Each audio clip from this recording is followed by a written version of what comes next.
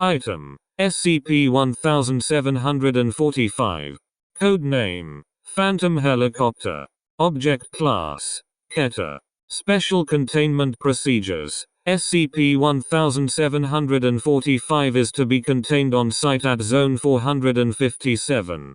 At no time is any electronic equipment to be brought within 1 km of SCP-1745. An array of 20 radio broadcasting units are to be arranged in a circle 10 km from the center of Zone 457.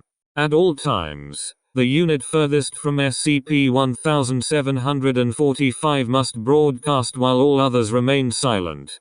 Both telescopic and satellite-based observation of SCP-1745 must be maintained continuously.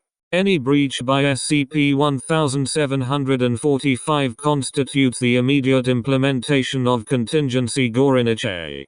Description: SCP-1745 is an intangible Soviet helicopter.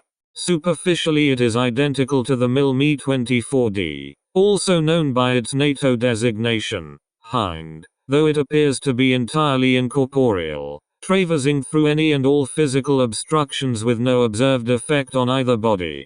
Given its absence of mass, the reason for its visibility is unclear.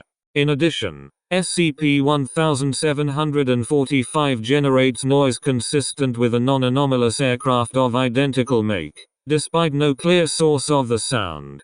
The apparent condition of the aircraft varies between featuring severe damage, though this does not affect its flight or maneuverability, and being pristine.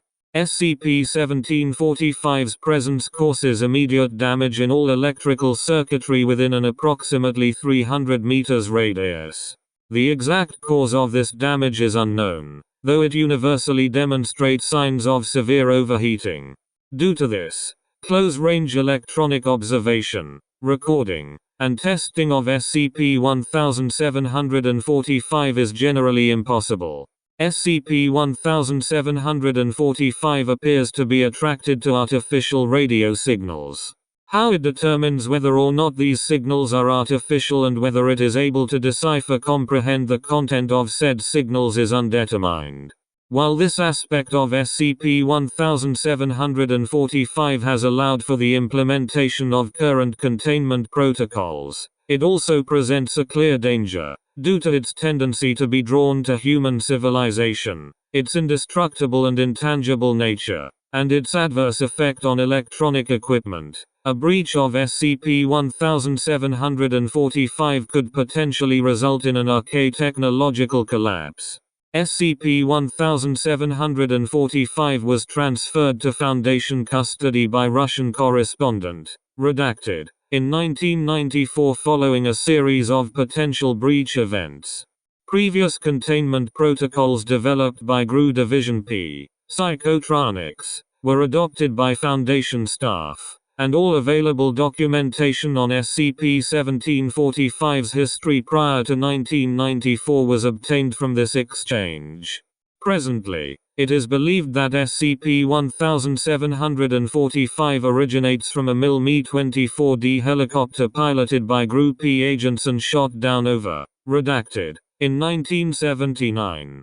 Due to open hostilities between redacted and the Soviet Union at the time, it is not believed that the attack targeted the GRU P specifically.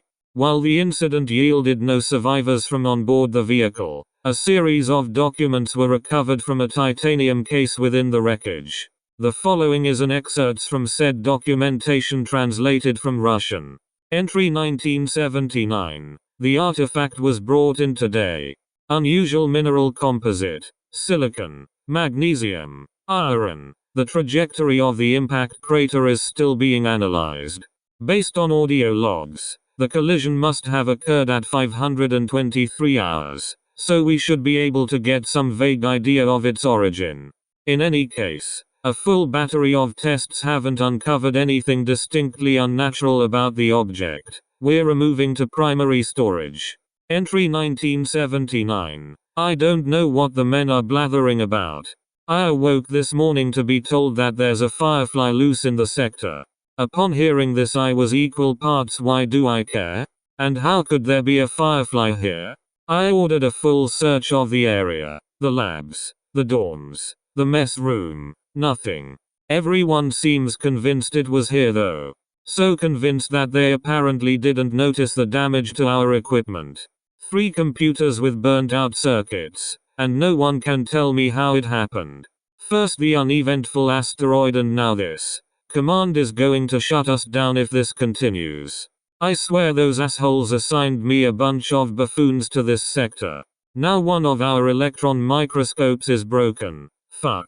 Entry. 1979. Well, I guess I owe them an apology, but we have much more important things to address. We found it in the communications center. Really it's just a levitating ball of light. It doesn't appear to have any mass at all, but testing is impossible. When we tried to touch it, it went berserk, and a nearby light fixture burnt out.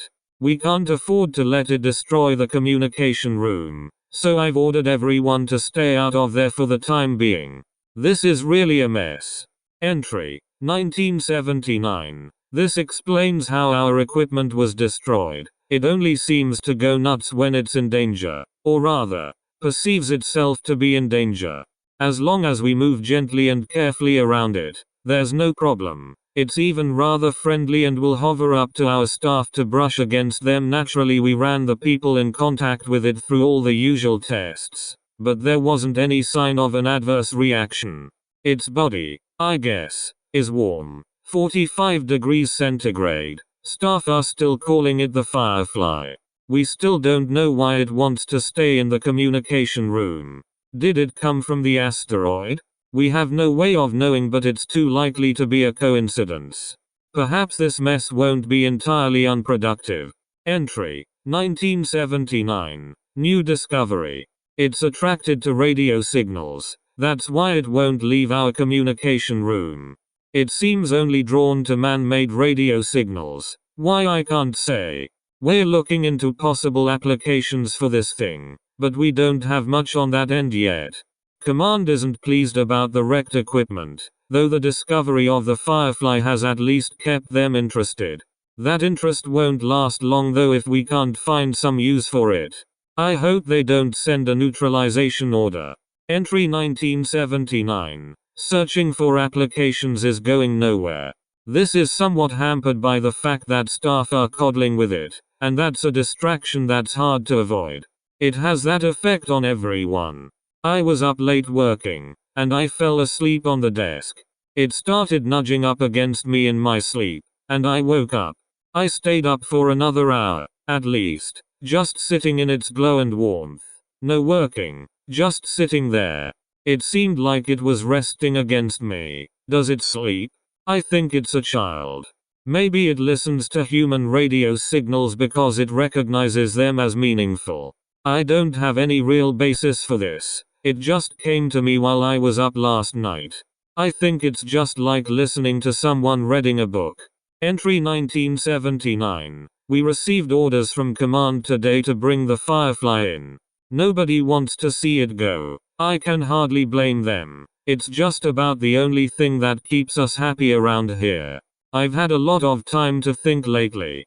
The reasons we came out here. The reasons I joined this division. I can't really remember why. I mean, I know why, but not why. The Firefly. It doesn't concern itself with things like this. Or maybe it can't. That must be nice. I just feel as though things should be simpler. Why does everything have to be so complicated? Why does there have to be so many levels to everything? What do the levels even mean? What are we doing here? The anomalous artifact the aircraft was transporting was not recovered from the wreckage and is believed to have been destroyed. The research sector mentioned in the documentation was destroyed by an unknown party. The extraterrestrial object recovered by Group E operatives remains unaccounted for.